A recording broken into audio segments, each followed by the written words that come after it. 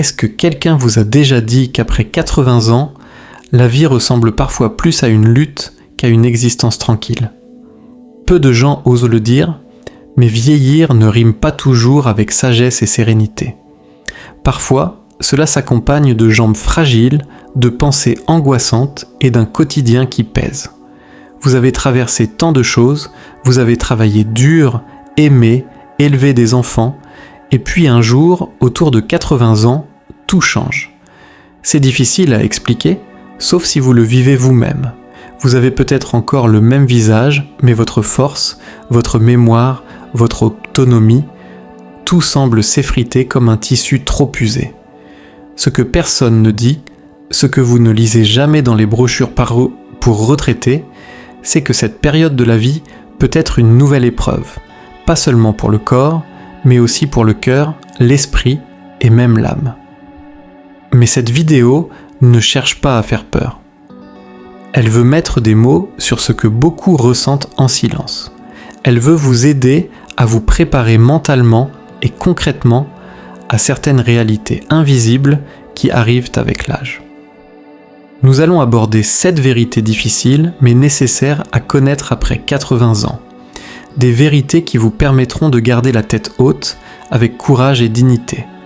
Car se préparer, ce n'est pas être pessimiste. C'est au contraire se donner de la force. Commençons. Vérité numéro 1. Le cercle des proches qui rétrécit. Quand on franchit les 80 ans, on remarque que le téléphone sonne moins souvent. Ce n'est pas que les gens ne vous aiment plus, c'est juste que beaucoup ne sont plus là. Une des douleurs les plus profondes du grand âge, c'est de voir son entourage s'amenuiser. Des amis décèdent, des voisins partent vivre en maison de retraite. Même la famille devient plus rare, prise dans le tourbillon de la vie. Ce n'est pas seulement la mort, c'est l'absence, celle qui s'installe doucement. Le repas du mardi avec votre ami n'a plus lieu. La voix familière qu'on entendait après la messe du dimanche a disparu. Et personne ne les remplace. Les gens de votre génération se font rares. Et les plus jeunes, aussi gentils soient, ne comblent pas ce vide. Ce rétrécissement ne touche pas que votre emploi du temps. Il touche votre morale. La solitude, ce n'est pas juste être seul, c'est devenir invisible. C'est se réveiller un matin et se rendre compte que peu de gens se souviennent de vos plus belles années, que peu de gens vous demandent si vous allez bien. Et quand ces liens disparaissent, votre propre image peut vaciller. Vous commencez à vous demander si vous comptez encore pour quelqu'un, si quelqu'un remarquerait votre absence. Voilà pourquoi cette première vérité est essentielle. Oui, votre entourage va changer après 80 ans, parfois brutalement. Mais vous avez encore le pouvoir de semer de nouveaux liens. Certains seniors trouvent un nouveau souffle en faisant du bénévolat. Non pas pour se rendre utile, mais pour garder ce lien précieux avec les autres. D'autres retrouvent le sourire en discutant chaque semaine avec la même caissière ou en rejoignant un club de lecture local. L'objectif n'est pas de recréer ce qui a disparu, mais d'éviter de dériver seul dans le silence. Si vous avez plus de 80 ans et que vous ressentez ce vide, cette nostalgie des voix familières, sachez que vous n'êtes pas seul. C'est l'une des épreuves les plus dures du vieillissement. Mais en posant des mots dessus, en tendant la main à une seule nouvelle personne, vous pouvez changer les choses. Car même si le passé s'efface doucement, votre histoire, elle, continue. Et quelqu'un, quelque part, a encore besoin de l'entendre. Vérité 2. Quand le corps commence à faire bande à part. Après 80 ans, le corps ne suit plus toujours les règles qu'il avait respectées pendant des décennies. Un jour, tout va bien, et le lendemain, chaque pas devient un effort.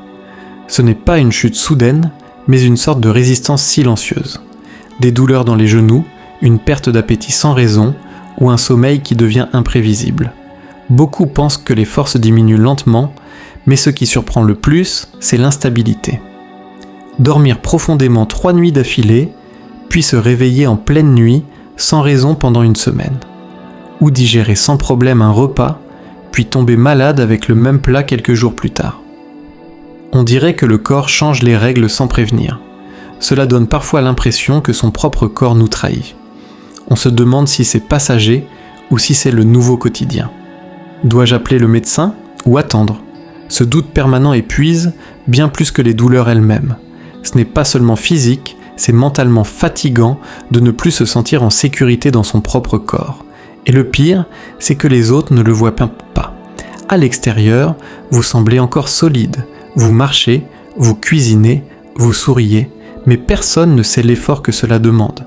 Personne ne voit que vous devez organiser vos sorties autour des moments où votre énergie est la meilleure. Que vous sautez des repas pour éviter les brûlures d'estomac. Que vous vous asseyez non pas parce que vous êtes fatigué, mais parce que vos jambes tremblent. Ce qui rend cette période encore plus difficile, c'est que ces petits dérèglements ne s'arrêtent pas et qu'ils ne suivent aucun schéma. Un jour, vous vous sentez rajeuni, rempli d'espoir. Le lendemain, vous avez l'impression d'avoir 100 ans, mais ce n'est pas un signe de faiblesse. C'est juste votre corps qui travaille plus dur pour faire ce qu'il faisait naturellement avant. Vous êtes toujours vous-même, mais maintenant, il faut apprendre à l'écouter davantage, à bouger avec prudence, à se reposer quand il le faut. Et il existe des petits gestes simples qui font la différence. Boire de l'eau tiède au réveil, s'étirer doucement avant de dormir ou s'exposer à la lumière du jour pendant 10 minutes, ces routines discrètes rappellent à votre corps que vous êtes encore là pour lui, que vous ne baissez pas les bras, vous vous adaptez. C'est ça, la vraie force du grand âge. Ne pas lutter contre les changements, mais apprendre à avancer avec eux. Vérité 3. Quand les liens sociaux s'effacent doucement. L'un des défis les plus douloureux après 80 ans, c'est de voir son entourage s'éloigner, parfois sans prévenir. Ça ne se passe pas toujours brutalement. Parfois, cela arrive petit à petit, ou alors tout à coup. Les amis que vous appeliez toutes les semaines ne décrochent plus. Les voisins avec qui vous partagiez un café déménagent ou disparaissent. Même la famille, celle qui comptait sur vous autrefois, semble maintenant absorbée par ses propres préoccupations. Ce n'est pas qu'on vous oublie par méchanceté, c'est juste la vie qui change. Vos enfants sont devenus grands-parents à leur tour, leur quotidien est rempli par leur travail, leurs petits-enfants, leurs propres soucis. Ils vous aiment toujours, mais les appels se font plus rares, les visites plus rapides, et l'impression d'appartenir à un groupe s'efface peu à peu. Au début, vous vous dites que c'est temporaire, juste un mois chargé. Mais les semaines passent. Les anniversaires sont souhaités par un simple message. Les fêtes deviennent silencieuses, alors vous vous surprenez à vous replonger dans le passé, à repenser à d'anciennes discussions, à garder précieusement des souvenirs, parce que les moments nouveaux se font plus rares. Il y a aussi les changements physiques, vous ne conduisez plus la nuit, les endroits bruyants deviennent fatigants, vous mettez plus de temps à vous préparer, et même quand une invitation se présente, vous hésitez. Vous avez envie d'y aller, mais vous pesez le pour et le contre, et souvent, le simple fait d'y penser vous fatigue. Et là, un cercle vicieux s'installe. Plus vous vous coupez des autres, plus vous vous sentez invisible. Et plus vous vous sentez invisible, plus les autres oublient de vous inclure. Ce n'est pas volontaire, mais c'est bien réel, et ça fait mal. Je pense à une dame que j'ai rencontrée, Madeleine, 84 ans. Elle m'a confié que le moment le plus triste de sa journée, ce n'était pas d'être seule, mais de réaliser que personne ne s'attendait à l'entendre. Que si elle manquait un rendez-vous au centre de quartier, personne ne s'en rendait compte. Mais voilà ce qu'il faut retenir. Un cercle d'amis plus petit ne veut pas dire une vie sans lien. Il suffit d'un ou deux contacts sincères. Une personne avec qui rire, ou même avec qui se taire sans gêne. Parfois, cela commence par un simple geste. Écrire une carte plutôt que d'attendre un appel. Accepter une invitation même si on hésite. Tendre la main, même maladroitement. Et puis, donner aussi. Offrir votre écoute, votre présence, vos souvenirs. Aider un plus jeune. Raconter ce que vous avez vécu. Peut-être que vous croyez que personne n'écoute, mais croyez-moi, quelqu'un en a besoin. Vos paroles peuvent ancrer un autre cœur. Vieillir ne veut pas dire devenir inutile, mais rester visible demande un peu d'effort. Et cela commence par une chose, se rappeler que, même si votre monde est plus petit, votre valeur, elle, n'a jamais diminué. Vérité numéro 4, le poids silencieux d'avoir survécu aux autres. Il existe une douleur discrète, mais profonde, que l'on découvre souvent après 80 ans, celle de rester en vie alors que ceux qu'on aime sont partis. Ce n'est plus un événement exceptionnel. C'est devenu une répétition. Vous ne perdez pas seulement une personne, mais plusieurs au fil des années. Des amis d'enfance, des frères et sœurs, et parfois même l'amour de votre vie. Ce n'est pas seulement l'absence. C'est tout ce que vous portez, seul, maintenant. Vous êtes le dernier à vous souvenir de cette bêtise faite en 1963. Le seul à savoir pourquoi la porte du garage a cette vieille bosse. Il n'y a plus personne pour dire « Tu te souviens ?» et sourire avec complicité. Cette solitude-là, elle est différente. Ce n'est pas juste le silence. C'est le fait de ne plus avoir quelqu'un qui connaît votre histoire aussi bien que vous. Vos souvenirs deviennent des secrets. Les visages de votre passé s'effacent et vous vous retrouvez seul sur scène devant un public inconnu. Et parfois, un autre sentiment s'invite, la culpabilité. Pas parce que vous avez fait quelque chose de mal, mais parce que vous êtes encore là et pas eux. Vous vous demandez « Pourquoi moi ?» Vous pensez à ces appels que vous n'avez pas faits, à ces derniers mots qui n'ont jamais été dits. Et cette peine, elle ne disparaît pas. Elle change de forme, mais elle reste là. Je pense à un homme que j'ai rencontré, Michel, 87 ans.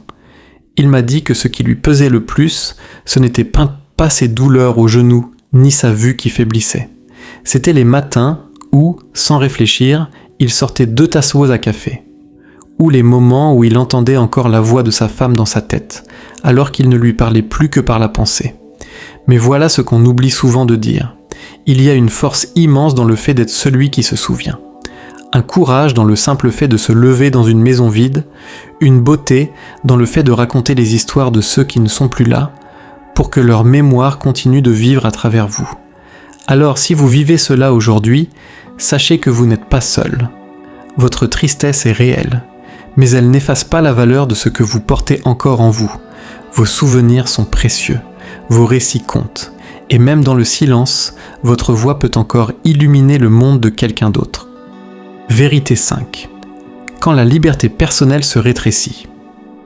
Passé 80 ans, il arrive quelque chose d'étrange.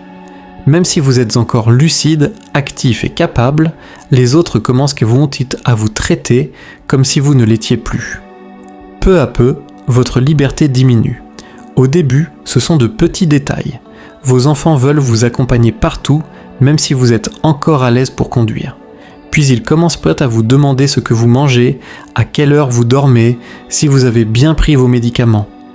Ce n'est pas par méchanceté, c'est de l'inquiétude, mais cette inquiétude peut devenir envahissante. Et vous vous retrouvez à ne plus prendre les décisions finales. On vous conseille, on vous oriente, ou on vous impose doucement des choix. C'est à ce moment-là que la frustration peut apparaître. Vous connaissez vos limites. Vous avez passé une vie entière à prendre vos propres décisions. Mais soudain, les autres semblent croire que votre âge efface tout cela. Comme si vous n'aviez plus votre mot à dire. Et parfois, dans les conversations, vous vous sentez presque invisible. Comme si ce que vous disiez comptait moins qu'avant. Je pense à une femme, Thérèse, 84 ans.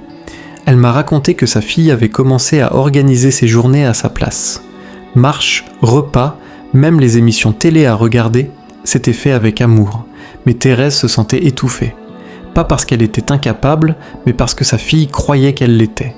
C'est l'un des combats silencieux de la vieillesse. Garder son autonomie dans un monde bien intentionné, mais qui ne vous écoute plus toujours. Ce n'est pas de l'entêtement, c'est une question de respect, de dignité, d'avoir encore son mot à dire, d'être consulté, pas dirigé. Et ce qu'il faut retenir, c'est que poser des limites à ce stade de la vie, ce n'est pas de l'égoïsme. C'est essentiel. Vous pouvez dire « merci, mais je préfère m'en occuper ». Vous avez le droit de faire comprendre que certaines choses ne vous conviennent pas. Les gens autour de vous seront peut-être surpris, mais avec le temps, ils apprendront à respecter vos choix. Car plus vous affirmez votre indépendance, plus vous gardez un lien actif avec le monde. Décidez ce que vous mangez, qui vous voyez, comment vous passez votre temps. Ce ne sont pas des détails, ce sont des morceaux de votre identité. Et peu importe votre âge, votre identité mérite toujours d'être entendue et respectée. Vérité 6. Le prix émotionnel de voir les autres partir. Après 80 ans, ce ne sont pas toujours les douleurs physiques qui pèsent le plus, mais les absences. Petit à petit, les gens qui occupaient votre quotidien disparaissent. Des amis, des frères et sœurs, parfois la personne avec qui vous avez partagé votre vie. Et ce vide ne fait pas que vous attrister, il s'installe doucement dans votre routine. Le chagrin, à cet âge, ne se manifeste plus toujours par des larmes. Il est plus discret. Il se cache dans les silences. Vous vous réveillez et réalisez qu'il n'y a plus personne à qui raconter ce souvenir drôle d'il y a 40 ans. Plus personne pour comprendre ces blagues d'antan, celles qui faisaient rire rien qu'en se regardant. Ce type de solitude est très particulier. Il ne fait pas de bruit. Il flotte dans l'air comme un vieux chant que vous êtes le seul à entendre. Et souvent, il vous donne l'impression de ne plus avoir de point d'ancrage, comme si vous étiez suspendu dans un monde qui avance, pendant que votre passé s'efface doucement. Le problème, c'est qu'on ne vous prépare pas à vivre ça. Personne ne vous explique comment porter ce poids silencieux tout en continuant à sourire, à discuter, à faire semblant que tout va bien. Je pense à un homme, Henri, 87 ans. Il m'a dit « Ces 5 dernières années, j'ai assisté à plus de funérailles que je ne peux en compter. Et à chaque fois, c'est comme si un morceau de ma vie partait avec eux. » Beaucoup ressentent cela.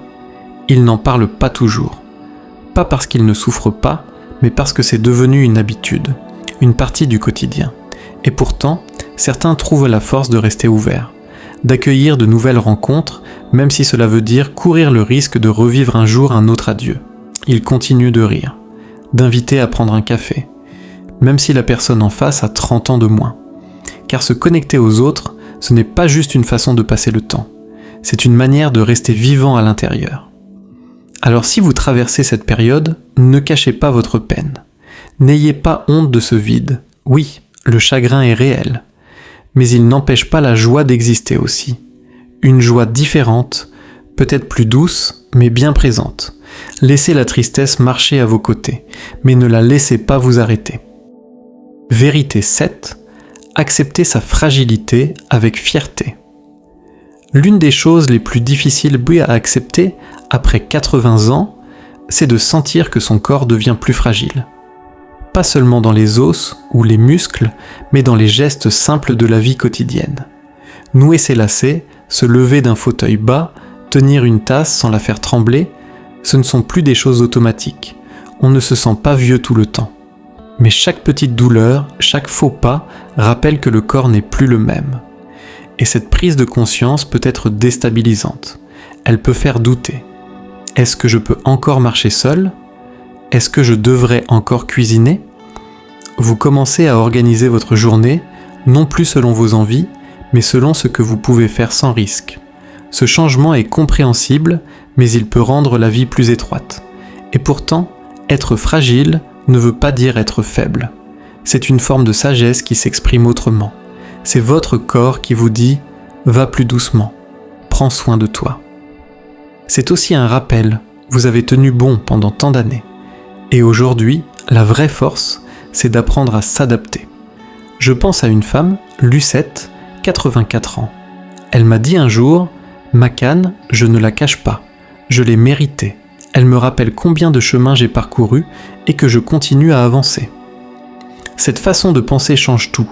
Certains essaient de cacher leurs limites, de faire comme s'ils avaient encore 60 ans, mais d'autres trouvent leur force dans l'acceptation. Ils utilisent les bons outils, ils demandent de l'aide, ils prennent leur temps. Et grâce à ça, ils gardent leur autonomie plus longtemps que ceux qui refusent de voir la réalité. Il ne s'agit pas de lutter contre son corps, mais de marcher avec lui. Vieillir avec intelligence, c'est choisir ce qui compte vraiment. C'est préserver son énergie pour ce qui vous rend heureux. C'est continuer à être présent, reconnaissant et serein. Ce qui compte, ce n'est pas d'en faire toujours plus.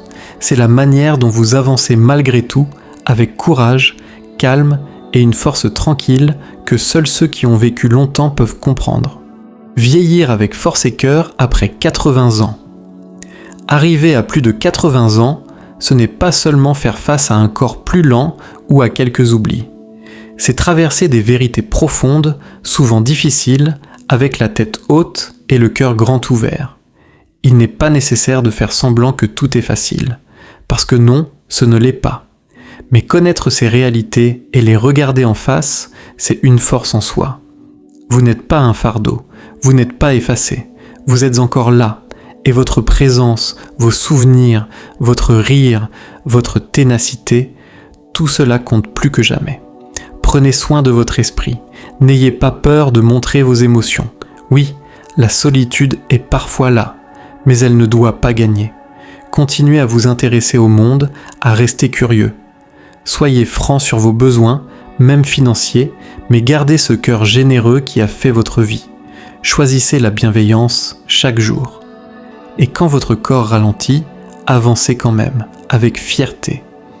Merci d'avoir partagé ce moment avec nous aujourd'hui. Nous aimerions beaucoup savoir ce que vous retenez de cette vidéo. Partagez en commentaire ce qui vous a marqué et comment vous comptez l'appliquer dans votre vie. Vos mots ont de la valeur. Ils nous motivent à continuer. Si cette vidéo vous a aidé ou touché, pensez à mettre un « j'aime », à vous abonner et à activer la cloche pour ne rien rater. Votre soutien nous permet de créer encore plus de contenu utile et inspirant pour vous. Merci d'avoir été avec nous et à très bientôt dans la prochaine vidéo.